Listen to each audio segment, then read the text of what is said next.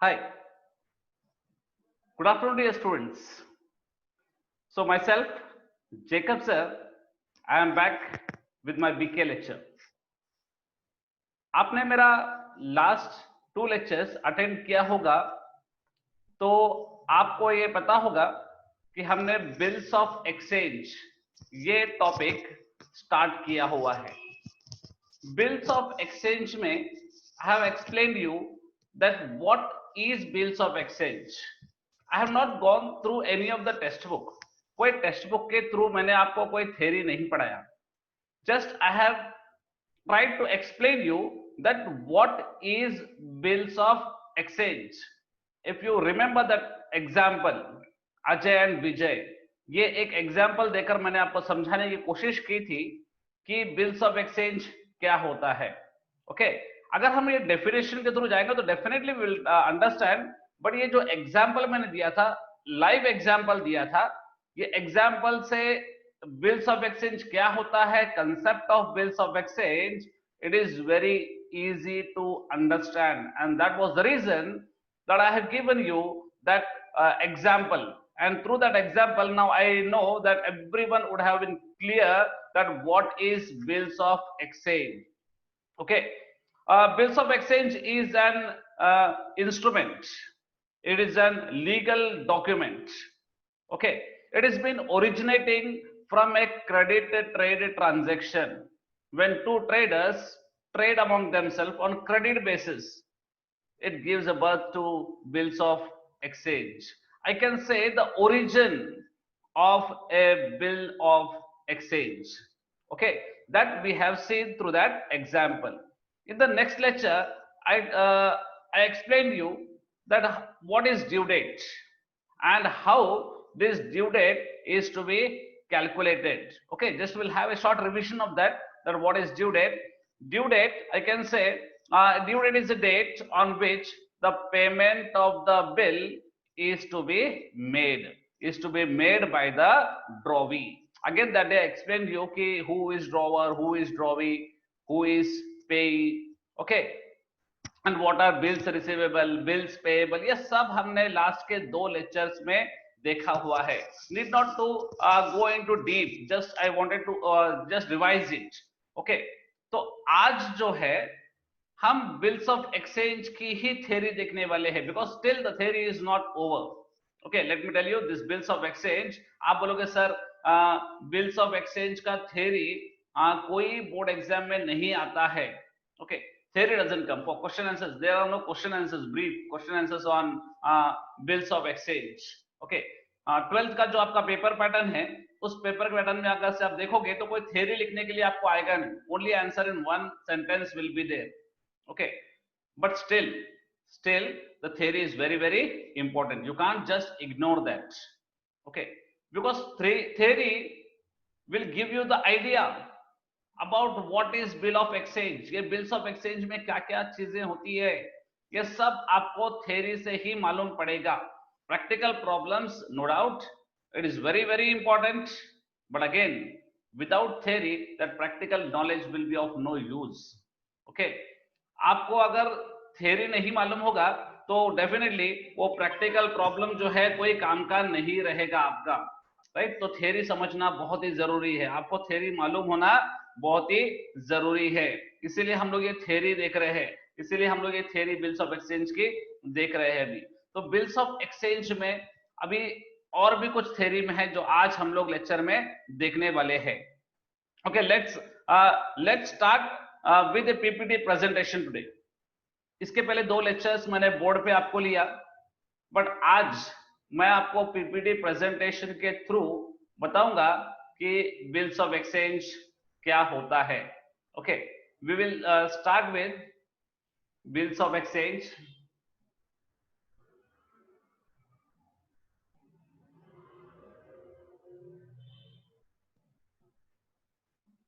Okay, now you can see here bills of exchange. This is the name of the topic. Already we have seen. ये बताने की मुझे जरूरत नहीं है, जस्ट प्रेजेंटेशन था इसलिए मैंने आपको बता दिया. ये है बिल्स ऑफ एक्सचेंज, जिसके बारे में हमने पहले ही 2 लेक्चर्स में काफी कुछ हमने इसके बारे में सीखा हुआ है.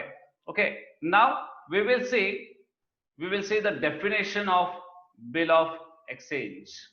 Last time what we did, we generally got an idea that what is bill of exchange. Bill of exchange क्या होता है, बिल ऑफ एक्सचेंज कैसे होता है, एग्जाम्पल के थ्रू हमने समझने की कोशिश की. बट अभी अभी हम लोग टेक्स्ट बुक के थ्रू जाएंगे कि टेक्स्ट बुक क्या कहता है, बिल ऑफ एक्सचेंज क्या है, ये हम लोग समझेंगे.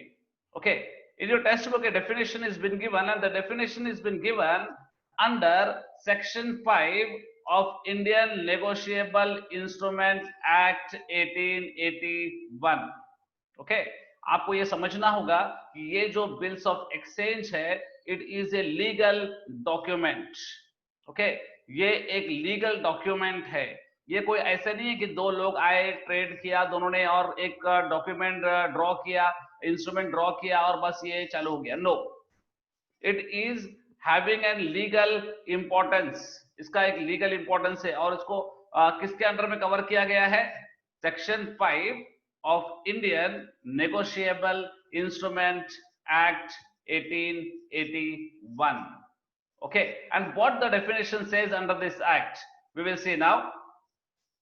Bill of exchange is an instrument in writing containing an unconditional order signed by the maker directing a certain person to pay a certain sum of money to or to the order of a certain person or to the bearer of the instrument.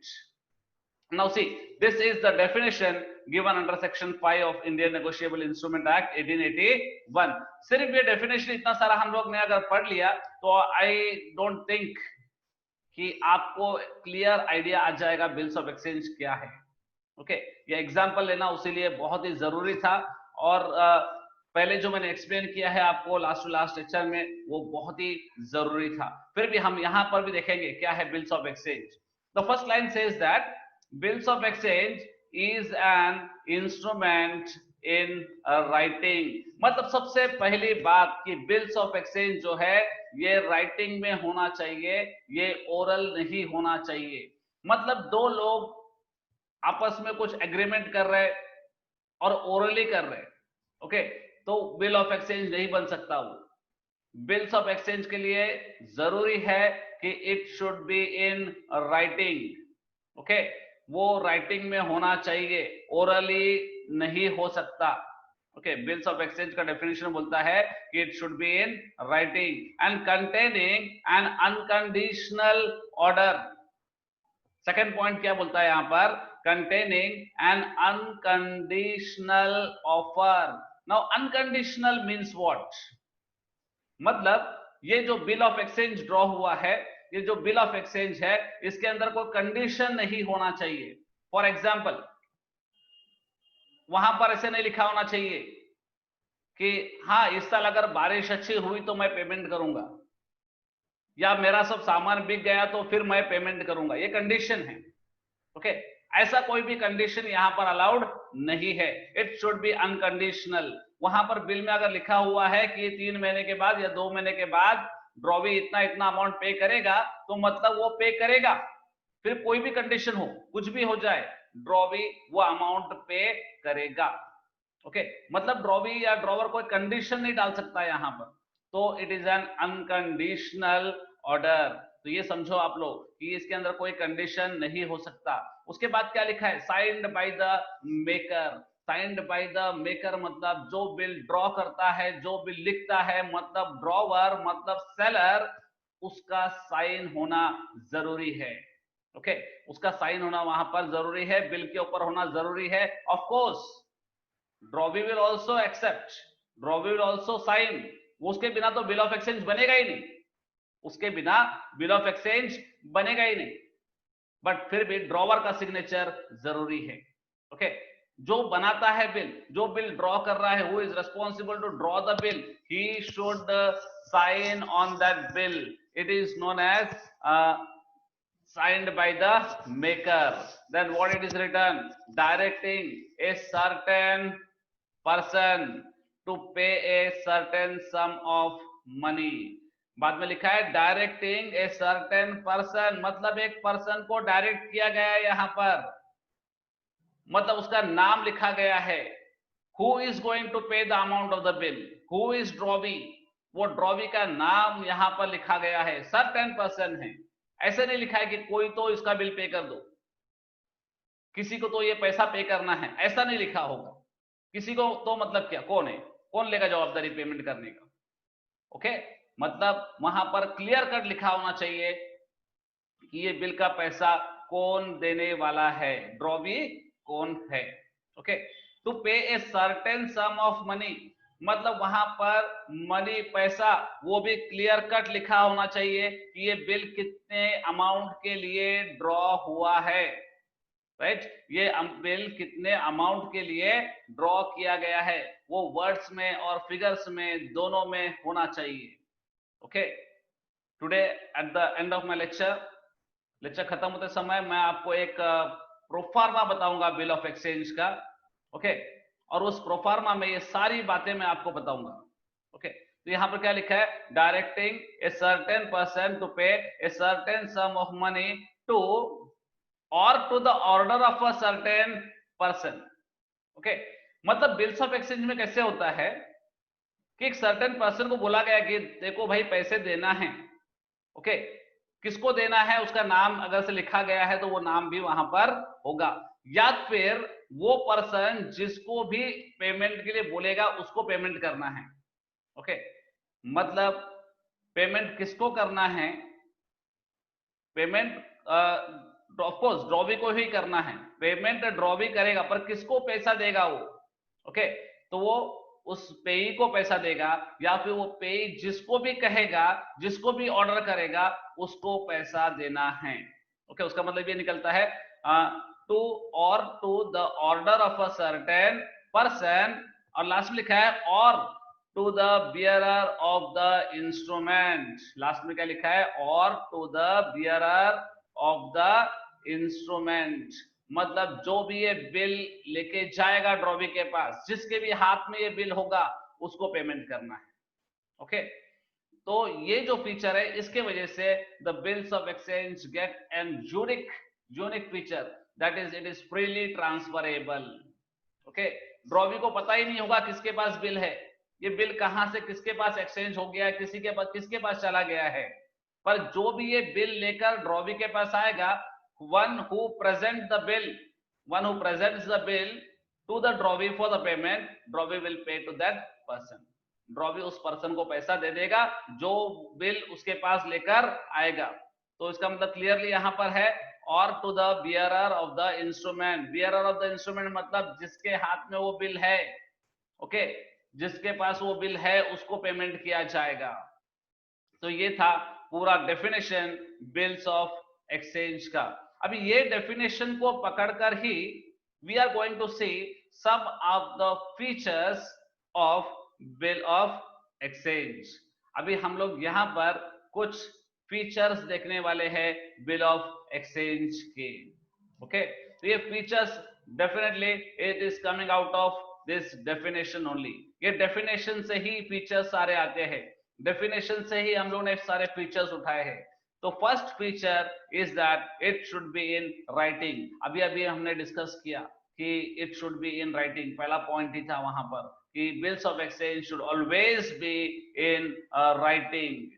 Okay, क्यों ये writing में होना चाहिए, oral में क्यों नहीं होना चाहिए? Now it is very very easy to understand why it should be in writing, because there needs to be some proof.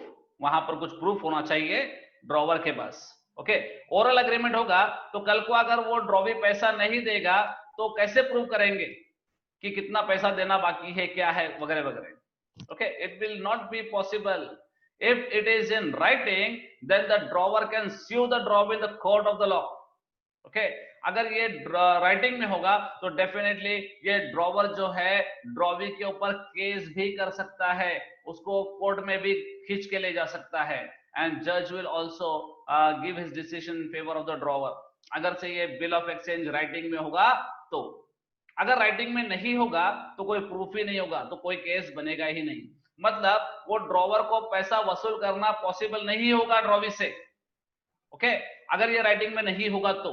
And that's why it is said that this bill of exchange should always be in writing. Writing है मतलब proof हो जाता है इसका, फिर drawee नकार नहीं सकता है। Drawee will not say that he is not going to pay the amount of the bill. Okay, drawee will pay the amount of the bill because now there is a proof with the drawer. तो पहला point हो गया इधर, it should be in writing. Okay, तो अभी दूसरा point यहां पर है, it must be stamped as per the Indian Stamp Act 1889। अब कहा गया है कि ये जो बिल ऑफ एक्सचेंज है इसके ऊपर स्टैंप होता है। स्टैंप लगाने से इसको अपना एक लीगल इंपॉर्टेंस मिल जाता है। बिल को एक लीगल इंपॉर्टेंस मिलता है। आपने सुना होगा, देखो जब कोई दो लोगों के बीच में कुछ बातें होती है तो कभी आपने बहुत मतलब सुना होगा कभी ये बात कि मैं तो स्टैंप पेपर पे लिख के देता हूं। ओके, स्टैंप पेपर पे लिख के देता हूं मतलब क्या है, क्यों बोलते हैं ऐसे स्टैंप पेपर पे लिख के देता हूं? क्योंकि स्टैंप वाले पेपर पे लिखने से उस पेपर को इंपॉर्टेंस आ जाता है, it gets legal importance। okay, and the bill of exchange is a legal document and it requires the stamp। okay, proper stamping is to be done। okay, तो bill of exchange के ऊपर हमेशा आपको stamp दिखाई देगा। Okay, अब इसके बाद में हम लोग जब भी बिल ऑफ एक्सचेंज प्रोफार्मा देखेंगे that time I will show you that where the stamp is to be fixed। Okay, तो स्टैंप होना बहुत ही जरूरी है। उसके बाद it must be dated.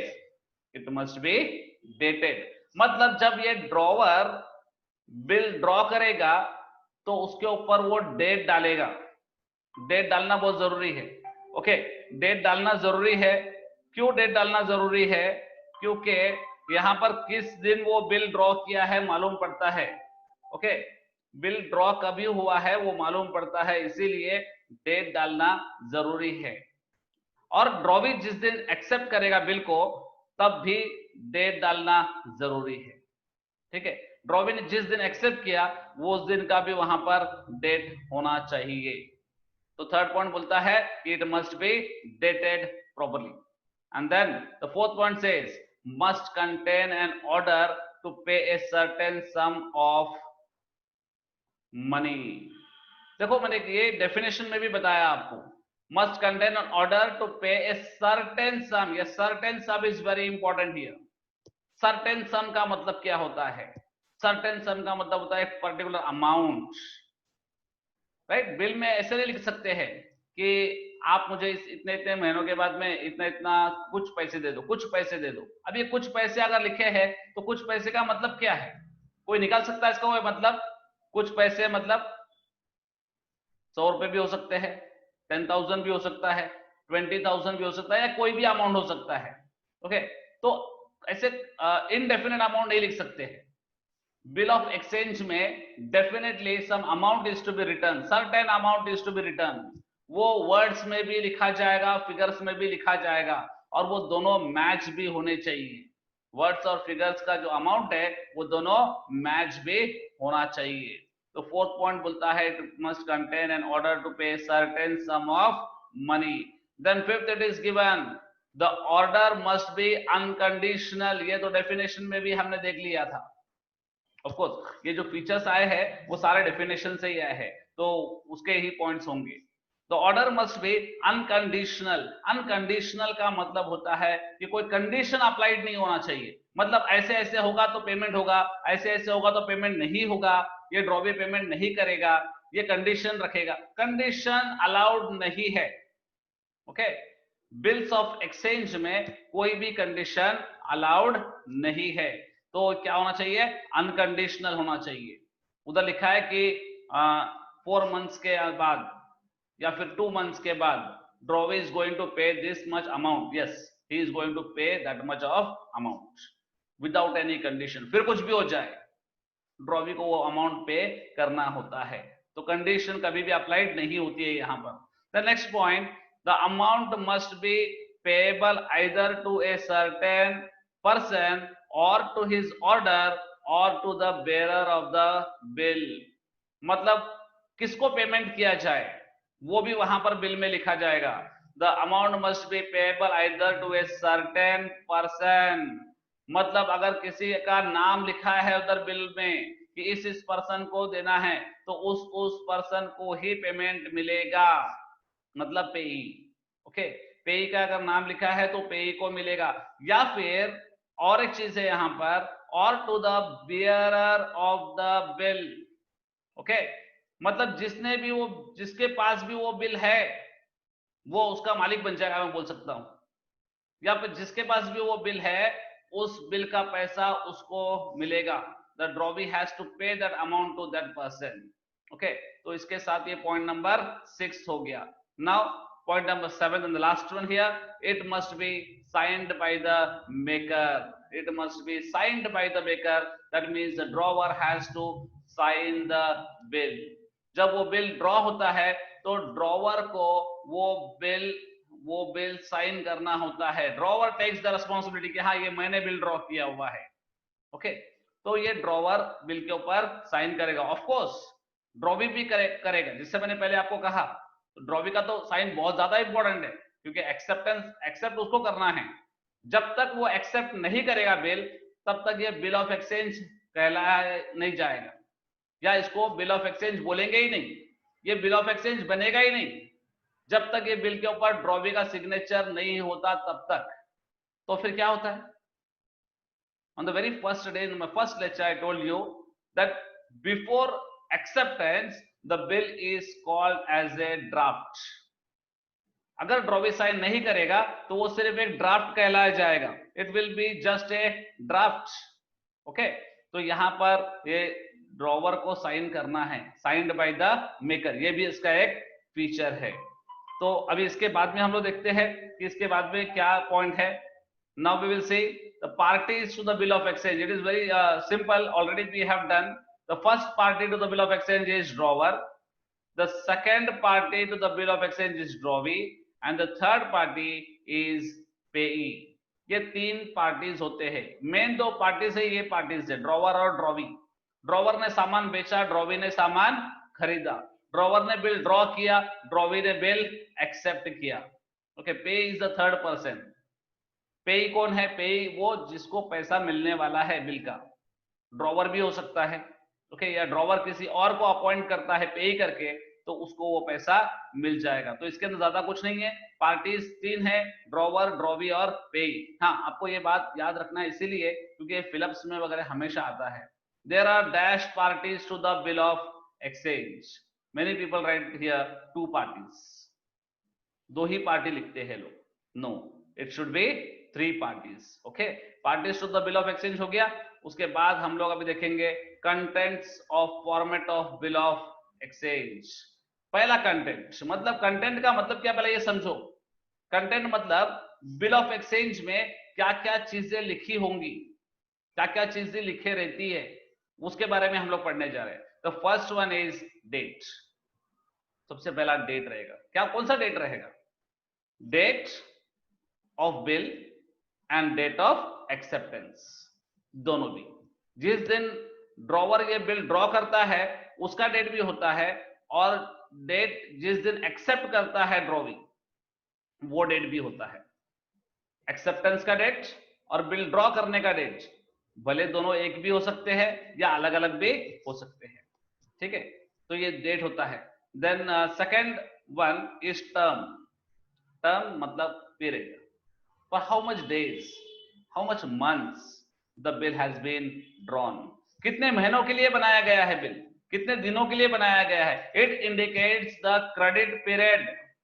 It indicates the credit period asked by the buyer to the seller.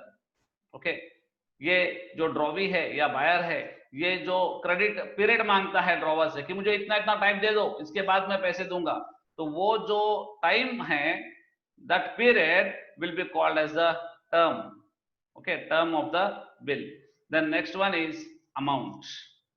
Amount जरूर लिखा होना चाहिए। हमने देखा होता सर्टेन सम ऑफ मनी, तो कितने अमाउंट के लिए बनाया गया है। ये अमाउंट जो है दो टाइप में लिखा जाएगा, एक तो वर्ड्स में लिखा जाएगा और एक फिगर्स में भी लिखा जाएगा, और ये दोनों भी मैच होना चाहिए, सेम होना चाहिए, अलग अलग नहीं होना चाहिए। इफ इट इज डिफरेंट तो इट इज वर्थलेस, मतलब बिल ही बराबर नहीं होगा, ये बिल गलत होगा, गलत साबित होगा, बराबर है। तो दोनों भी मैच होना चाहिए, वर्ड्स में और फिगर्स में। वो कहाँ लिखा जाएगा, कैसे लिखा जाएगा, जब मैं आपके साथ डिस्कस करूंगा ये बिल्स ऑफ एक्सचेंज का फॉर्मेट, तब मैं आपको बताऊंगा कि ये अमाउंट कहाँ लिखा जाता है। ओके, उसके बाद में स्टैम्प, जैसे अभी लास्ट वाला स्लाइड में हमने डिस्कस किया कि it should be properly stamped, stamp होना जरूरी है। स्टैम्प कैसे होना चाहिए, as per the Indian stamp act 1889। Okay, तो स्टैम्प एक्ट जैसे बोलता है उस प्रकार से यहां पर स्टैम्प होना चाहिए। It should be properly stamped. And then parties, उस बिल ऑफ एक्सचेंज में क्या कौन से को पार्टीज सब लिखी होंगी, मतलब ड्रॉवर कौन है, उसका नाम क्या है, उसका एड्रेस क्या है, देन ड्रॉवी कौन है, उसका नाम, उसका एड्रेस। ओके, अगर पेई है तो पेई का नाम, पेई का एड्रेस, ये लिखा होगा। तो पार्टीज के बारे में जानकारी लिखी होगी। तो it is definitely it should be there, उनके बिना बिल्स ऑफ एक्सचेंज बन ही नहीं सकता है। ड्रॉवर कौन है, ड्रॉवी कौन है, पेई कौन है, पेई का कंपलसरी नहीं है। बिल ऑफ एक्सचेंज में ड्रॉवर खुद भी पेई हो सकता है, वो लिख के दे सकता है वहां पर कि पे टू मी, क्या बोल सकता है वो, पे टू मी। सो वहां पर पेई ड्रॉवर खुद हो गया। तो पार्टीज होना जरूरी है, ड्रॉवर, ड्रॉवी, और अगर पेई है तो पेई का भी डिटेल्स होना चाहिए। उसके बाद में फॉर द वैल्यू रिसीव, मतलब ये जो बिल बनाया गया है, this bill is been drawn, why it is been drawn, because drawee has got that value. जैसे कि अभी हमने एग्जांपल में देखा था कि विजय ने सामान खरीदा, अभी विजय ने सामान खरीदा मतलब उसको उसकी वैल्यू मिल चुकी है, उसको जो भी है उसका बेनिफिट मिल चुका है, उसीलिए उसने बिल एक्सेप्ट किया है। Okay, for the value received it is to be return there. जब मैं बताऊंगा, जब ये अभी बताऊंगा मैं आपको, जब प्रोफार्मा, तब जरूर ये बात बताऊंगा मैं। उसके बाद एक्सेप्टेंस, मतलब ड्रॉवी को वहां पर लिखना होगा एक्सेप्टेड, ये वर्ड लिखकर उसके नीचे साइन करना होगा, अपना नाम लिखना होगा। ओके, अगर ये एक्सेप्टेंस नहीं होगा तो डेफिनेटली वो बिल ऑफ एक्सचेंज ही नहीं होगा। Without acceptance there can be a bill of exchange. तो ये सारे हो गए हमारे contents of format of bill of exchange. Now next we will be seeing a bill of exchange. ये ऐसा दिखता है bill of exchange. Bill of exchange कुछ इस प्रकार से नजर आता है। पहले सबसे हेडिंग में आप अगर देखोगे तो यहां पर लिखा होगा bill of exchange. Okay, 1 minute, some technical problem here. Okay,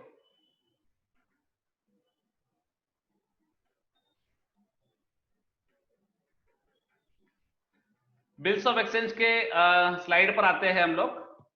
ये रहा बिल्स ऑफ एक्सचेंज। देखो हेडिंग में टॉप में क्या लिखा है, बिल ऑफ एक्सचेंज। अब मैंने एग्जांपल में लिया है कि आकाश गुप्ता, आप देख सकते हो बिल्कुल राइट हैंड साइड पे मेरे, आकाश गुप्ता 302 साई आर्केड, नेताजी चौक, उल्लासनगर 4, मतलब वो ड्रॉवर है यहाँ पर। तो ड्रॉवर का नाम कभी भी यहाँ पर राइट हैंड साइड में टॉप में लिखा जाएगा, और बरोबर उसके नीचे अलाइनमेंट देख लेना, बरोबर उसके नीचे उसका एड्रेस लिखा होगा। ओके, और फिर डेट दिया जाएगा। डेट आई हैव रिटन 21 मई 2020, 21 मई को ये बिल ड्रॉ हुआ है, तो ड्रॉवर उस दिन का वो डेट वहां पर लिखेगा। ये जो डेट होता है मतलब ड्रॉवर ने ये बिल को ड्रॉ किया है, इस दिन ड्रॉ किया है। ओके, डेट ऑफ बिल बोल सकते हैं इसको हम लोग। तो अब यहाँ पर क्या क्या हुआ, एक तो बिल ऑफ एक्सचेंज लिखा हमने हेडिंग में, बीच में सेंटर में, राइट हैंड साइड में, एक्सट्रीम राइट हैंड साइड में हमने ड्रॉवर का नाम लिखा, उसका एड्रेस लिखा और डेट ऑफ बिल लिखा। फिर आप लेफ्ट हैंड साइड में आ जाइए, आपके वो बॉक्स जो देख रहे हैं आप लोग, वहां पर क्या लिखा है? स्टैम्प। मतलब वहां पर वो रेवेन्यू स्टैम्प फिक्स किया जाएगा। मैंने कहा था आपसे, मैं बताऊंगा आपको कि स्टैम्प लगाया जाता है। तो देखो यहां पर स्टैम्प लगाया जाता है। ये स्टैम्प लगाने से बिल ऑफ एक्सचेंज को कुछ लीगल इंपॉर्टेंस मिलता है, वो अपना लीगल इंपॉर्टेंस मिलता है। ओके, तो स्टैम्प यहां पर होगा। उसके फिर नीचे आप देखोगे तो वहां पर अमाउंट लिखा है ₹12,500। ओके, तो ये फिगर्स में लिखा हुआ है। ये बिल का जो अमाउंट मैंने लिया है 12,500 रुपीज लिया है, तो वहां पर वो हो गया।